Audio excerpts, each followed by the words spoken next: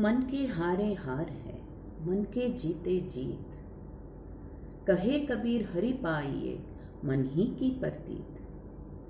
This popular doha of Sant Kabir says that mind and only mind is the doorway to perceive self as a winner or a loser.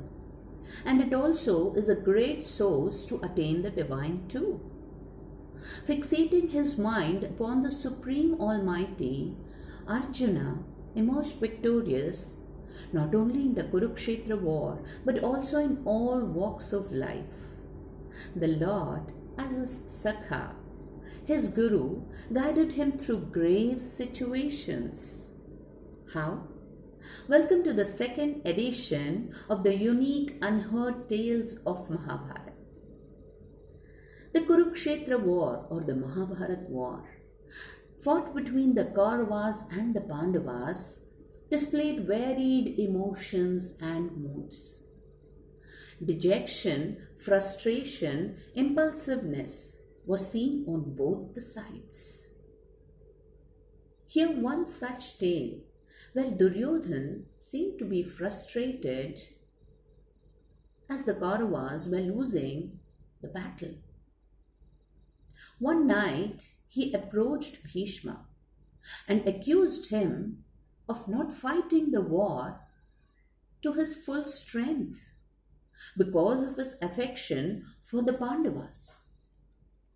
Bhishma, greatly angered by this, immediately picked up 5 golden arrows, chanted some mantras, declaring that tomorrow he shall kill the 5 Pandavas with these 5 golden arrows.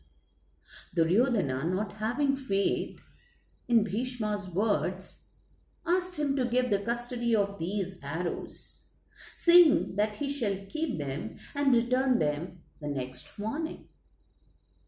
Now let me take you to a flashback, long back before the Mahabharat war, when the Pandavas were serving their term of exile in the forest called Dvaitavana.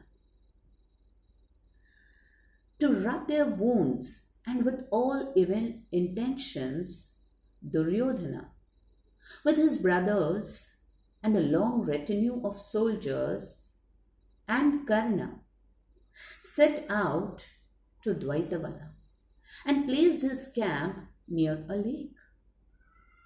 It so happened that the Gandharvas, led by Chitrasena, also camped on the other side of the lake. The Gandharvas are the celestial musicians at Indra's court.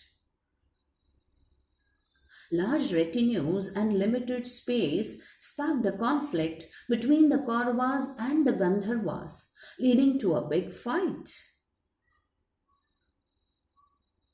Duryodhan was captured and defeated. When this news reached the Pandavas, Yudhishthira, the noble one, coaxed Arjuna to save Duryodhana. Arjuna obeyed and rescued Duryodhana and set him free. Duryodhana felt highly ashamed and humiliated. But however, being a Kshatriya, told Arjuna to ask for a boon. Arjuna replied that he would ask for this honored gift later when he needed it. Now coming back to this Kurukshetra war, it was on that night of the war when Krishna reminded Arjuna of this unsatisfied boon, the honor gift, and told him to approach Duryodhana and ask for those 5 golden arrows. When Arjuna asked for those arrows, Duryodhana was shocked, wondering how the secret was revealed. However, being a true Kshatriya, he gave those arrows. But when he came to know that it was Lord Krishna who had reminded of this honor gift to Arjuna, he hastily approached Bhishma and requested him for another set of 5 golden arrows. To this, Bhishma laughed and replied that it was not possible, and all this was destined. So, the timely intervention of the Lord saved the Pandavas from the gates of death. Among all the Pandava brothers, Arjuna was indeed the fortunate one, as he had Krishna by his side at all times.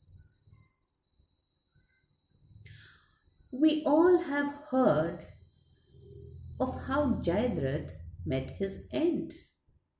But there's more to it. Want to know? Well, hear this tale.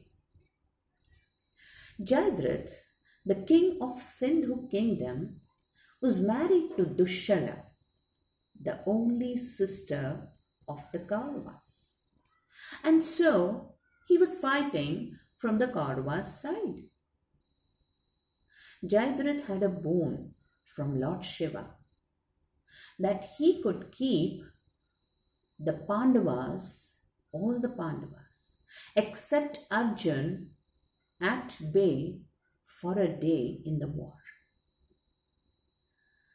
So, when the Chakravyuha was formed, he used this boon to stop the Pandavas from entering the nearly impenetrable Chakravyuha. But, however, Arjun's son, Abhimanyu, probably the youngest one who was fighting this war, managed to enter this Chakravyuha, got trapped, and was brutally killed by the Kaurava warriors. Arjuna, in deep anguish, vowed to kill Jayadrath the next day before the sunset, and upon failing to do so, vowed to kill himself.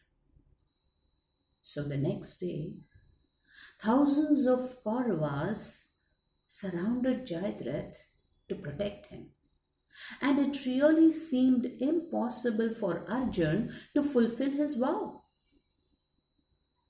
The Lord, the protector, saw this, and he released his Sudarshana Chakra that covered the sun as in the solar eclipse, thus faking a sunset.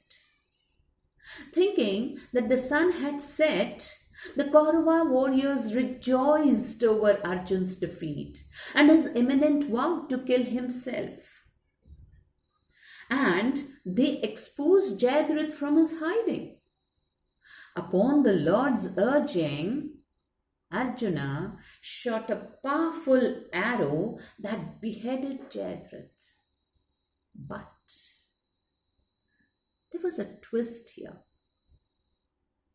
And the twist was, Jayadrath's father had pre-cursed that whoever would make Jayadrath's head fall on the ground would have his own head exploded.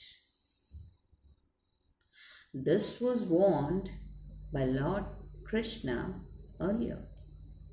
So Arjuna shot 3 more arrows that carried Jayadrath's head to the ashram where his father was meditating, and made it fall on his lap. When Jayadrath's father got up after his meditation, he did not see the head that fell on the ground, thus causing his own head to explode. So, Don't we agree? That none can outwit the Lord's plans to destroy the evil.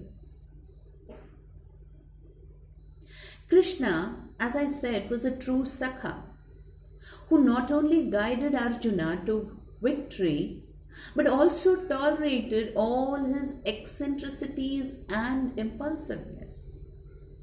Arjuna, and impulsive, eccentric, well, he was. Hear this tale, and you'll come to know of his eccentricity. In the Kurukshetra war, Karna, the Senapati of the Kauravas, in the fierce battle with Yudhishthira, wounded him with his arrows. Yudhishthira somehow managed to escape with the help of his charioteer. But he felt really humiliated and was very, very embarrassed. When Arjuna heard this, he visited his brother who was resting in Krishna's chavni, Krishna's camp. Yudhishthira, being humiliated, vented out his anger on Arjuna, saying that Arjuna must give up his Gandhiva and other weapons, as they had failed to kill any Kaurava soldier. Arjuna, greatly enraged by this, picked up a sword and set out to kill his elder brother. Lord Krishna tried to intervene and stop him, but Arjuna informed that he had taken an oath that whoever would ask him to give up his Gandhiva would be killed by him. So, Krishna had to suggest a way out of this dilemma. And that's what he did. He asked Arjuna to verbally abuse his elder brother, as according to dharma, verbally abusing the elders is equivalent to their death. Arjuna obeyed. But after this non-virtuous act, he really felt miserable. And now he picked up a sword, but this time to kill himself. There the Lord intervened again, being the problem solver of all the situations. He suggested Arjuna to praise and boast himself in front of his elder brother, as according to dharma, praising oneself in the presence of his elders is equivalent to his own death. So, being within the threshold of dharma, only Krishna could troubleshoot these queer problems in a cool way. Don't you think so? And it is believed that a charming smile was the permanent feature of the Lord in this incarnation, amidst all the eventualities of Mahabharata. So hope you enjoyed these unique unheard tales of Mahabharata. There's much more to come. Keep watching, keep liking, and don't forget to subscribe. Thank you.